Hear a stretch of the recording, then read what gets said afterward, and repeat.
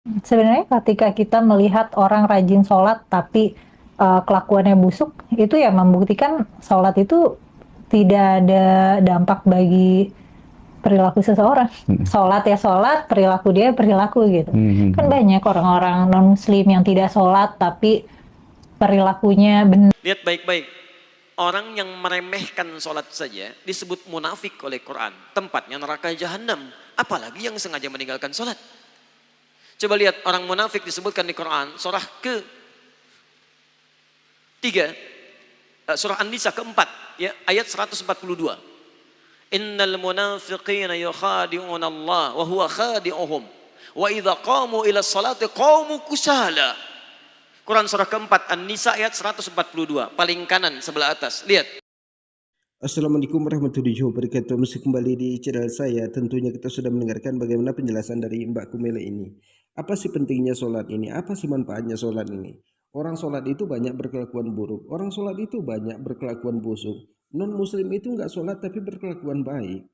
Sholat itu yang harus kita tunaikan. Itu kewajiban kita untuk kita tunaikan kepada Allah Subhanahu wa Ta'ala. Kemudian Mbak Kumela ini bilang, sholat itu kan banyak orangnya berkelakuan jahat. Sholatnya kalau benar-benar tidak mungkin dia melakukan kejahatan. Kalau hanya pencitraan saja, otomatis dia pasti akan melakukan kejahatan. Mungkin saja dia sholat karena tetangganya, karena gebetannya, atau karena mau mendapatkan sesuatu dari atasannya. Nah, jadi kepada teman-teman di sini, jangan kemana-mana dulu karena kita akan mendengarkan bagaimana penjelasan dari Ustaz Hadi Dayat. Selamat menyaksikan. Ustaz, apa hukum meninggalkan sholat wajib? Karena saya lihat akhir-akhir ini banyak sekali orang yang meremehkan dosa ini. Baik, apakah dosa besar atau kecil? Dosa besar. Meninggalkan sholat hukumnya dosa. Dan dosa besar, apalagi sholat wajib. Orang yang sengaja meninggalkan sholat hukumnya dosa besar. Awas hati-hati, lihat baik-baik. Orang yang meremehkan sholat saja disebut munafik oleh Quran. Tempatnya neraka jahanam. Apalagi yang sengaja meninggalkan sholat. Coba lihat orang munafik disebutkan di Quran. Surah ke-3. Surah An-Nisa ke-4. Ya, ayat 142. Innal munafiqina yukhadi'una Allah wa huwa khadi'uhum. Wa idza qamu ila salati qamu kusala. Quran surah keempat An-Nisa ayat 142, paling kanan sebelah atas. Lihat, sungguh orang munafik itu berusaha menipu Allah, tipu-tipu. Apa di antara menipu Allahnya? Dia berusaha menipu Allah padahal dia menipu diri sendiri. Bagaimana caranya? Kalau sholat malas-malas. Nipu. Nih Allah, saya mau sholat. Fisiknya kelihatan sholat, tapi sebetulnya dia enggan menunaikannya. Penipu kan begitu. Datang ke masjid, Allahu Akbar. Begitu orang lain takbir, tiba-tiba tas orang diambil. Handphone orang diambil. Di pura-pura di hadapan kita baik, padahal dia mengerjakan apa yang tidak kita sukai. Orang munafik disebut oleh Quran masih sholat. Antum kenal Abdullah bin Ubay bin Salul? Maryam kenal, Abdullah bin Ubay bin Salul kenal, luar biasa. Abdullah bin Ubay bin Salul itu Rasul munafiqin fil Madinah. Tokoh munafik di Madinah. Itu kalau sholat, tepat di belakang Nabi, Pak. Nabi sholat di sini misal, dia sholat di sini. Tapi begitu selesai sholat, Nabi keluar dari masjid, dia mulai provokasi teman-temannya. Tuh Muhammad SAW, cuman cari muka saya di hadapan kita. Cuman cari pengaruh, gara-gara dia kita terpecah belah. Dia sholat di belakang Nabi, masih sholat, tapi sholat tidak disebut bermasalah oleh Al-Quran. Orang munafik, sholat, masih celaka. Apa tempatnya? Quran surah keempat ayat 140, posisi paling kiri sebelah bawah. Innallaha jami'ul munafiqina wal kafirina fi jahannam jami'a. Allah akan himpun orang munafik dan orang-orang kafir di neraka jahanam. Orang munafik masih sholat, tempatnya neraka jahanam. Ada orang sengaja meninggalkan sholat, maka tempatnya di mana? Paham ya? Baik. Dua, ini bukan munafik nih. Munafik tidak, cuman lalai dalam sholat. Lalai dalam sholat. Ria. Fawailul lil musallin, celaka orang sholat. Orang sholat masih celaka, apalagi yang tidak sholat. Lihat baik-baik, tadi munafik, sekarang dia nggak munafik. Cuman disebut celaka, fawailul lil musallin, celaka orang sholat. Yang sholat masih mungkin celaka, apalagi yang tidak sholat. Tapi siapa yang celaka ini? Bukan semua orang sholat. Alladzina hum an sholatihim sahun, yang lalai dalam sholatnya. Siapa orang lalai ini? Maaf, alladzina hum yuraun, orang yang ria. Ria.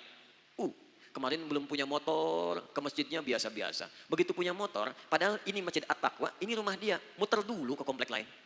Ayo Pak ke masjid, kapan lagi ke masjid? Padahal ini motor saya. Ria. Jadi imam, begitu imam sholatnya misalnya maaf, maghrib bagus suaranya. Dipuji oleh orang lain. Masya Allah Ustaz, suaranya bagus, menyentuh hati saya. Begitu sholat isya, dibuat-buat. Alhamdulillahi Rabbil Alamin. Masya Allah. Tadinya nggak begitu. Begitu dapat pujian, jadi berubah. Dosa, celaka. Anda bisa bayangkan, jadi imam masih celaka. Anda kadang-kadang jadi makmum aja, kadang-kadang. Dan ini mau meninggalkan sholat, Anda ada di mana? Paham ya? Jadi ingat baik-baik, kalau kita bisa bandingkan dengan baik, itu bisa motivasi kita dalam kebaikan insya Allah. Nah sekarang apa hukumnya? Ada orang Islam beriman pada Allah, mohon maaf, dia tinggal di samping masjid, ini masjid, ini rumah dia, tapi dia nggak pernah mau ke masjid. Apa hukumnya? Dosa. Bakar rumahnya, Masya Allah. Jangan langsung bakar aja. Lihat sini, ini muslim laki-laki, tinggal samping masjid. Dia tidak mau ke masjid, hukumnya ajak dia ke masjid. Ajak dia ke masjid. Di hukum dakwah dahulukan kadang-kadang daripada fikih. Jangan hukumi langsung. Barangkali dia dititipkan oleh Allah dekat dengan Anda supaya Anda ajak dia. Ini Anda tanya kepada saya, apa hukumnya orang meninggalkan sholat wajib? Akhir-akhir ini saya sering dapati orang meninggalkan sholat wajib. Maaf, cuman Anda yang mendapati, yang lain tidak mendapatinya. Barangkali ditunjukkan kepada Anda supaya Anda mengajaknya, bukan untuk menghukuminya. Ayo ajak dia dengan doa, ya Allah lembutkan hatinya. Sebelum engkau wafatkan, ya Allah beri kesempatan dia untuk menunaikan sholat. Berikan kekuatan dalam jiwanya. Anda doakan setelah Anda bangun tahajud, maka cepat Allah kabulkan. Besoknya Anda ajak lagi, baik kawan, ayo kita tunaikan sholat. Sholat kan nomor 2, nomor 1 main bola dulu. Gak apa-apa, hari pertama jalan lagi. Hari kedua ingatkan lagi. Hari ketiga ingatkan lagi. Mungkin barangkali dengan terus-menerus diingatkan, maka muncul hidayah dalam dirinya. Wa dzakir, fa dzakir innama anta mudzakir, lasta alaihim bimusaitir. Wa dzakir fa inna dzikra tanfa'ul mu'minin. Ingatkan karena peringatan itu bisa. Alhamdulillah kita sudah mendengarkan bagaimana penjelasan dari Ustadz Hadi Dayan.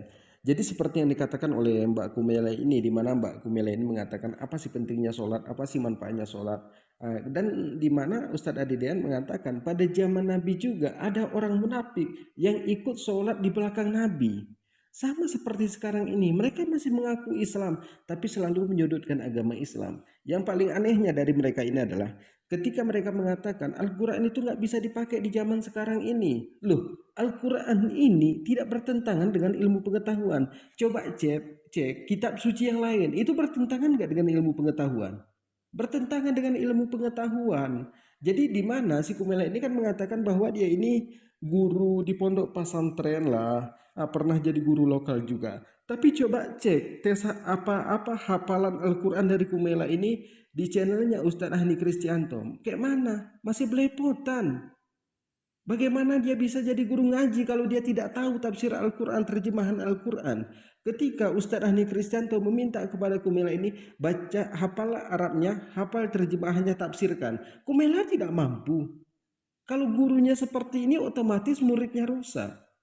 Bukan kita benci kepada Mbak Kumela, nggak ada hak kita untuk membencinya. Cuman kita menanggapi apa yang dia sampaikan. Kalau dia mengatakan Al-Quran itu tidak bisa dipakai di zaman sekarang, periksa dulu baik-baik. Sudah minum obat apa belum? Sudah ngopi apa belum? Karena kalau kita lihat dari konten-konten Mbak Kumela ini kan selalu menyudutkan agama Islam. Agama Islam itu, Al-Quran itu sangat setuju dengan ilmu modern, dengan sains, teknologi, embriologi. Jangan hanya kita itu hafal mungkin, oke, hafal kita 30 juz. Seperti Mbak Kumela, anggaplah hafal, tidak apa-apa, biarpun dia ya agak-agak inilah. Tapi kalau hafal 30 juz, tidak tahu terjemahannya, tidak tahu tafsirannya, kemudian kita mengatakan Al-Quran seperti ini, Al-Quran seperti ini. Ini namanya kita makan garam tapi tidak tahu rasanya. Entah manis, entah asin, entah pahit. Jadi ini keanehan dari orang-orang seperti Mbak Kumela. Bukan saya membenci dia, enggak. Saya enggak benci sama dia. Yang paling anehnya lagi, ketika kita berkomentar di channel dia, komentar kita itu akan dihapus kalau kita membela Islam. Yang tinggal itu adalah memuji dia. Kemudian Mbak Kumela ini mencerdaskan bangsa. Ini adalah aset bangsa. Aset bangsa dari mana? Lo masih sehat mengatakan dia aset bangsa. Yang berkomentar juga itu gerombolan dari mereka juga. Jadi mungkin cukup sekian. Assalamualaikum warahmatullahi wabarakatuh.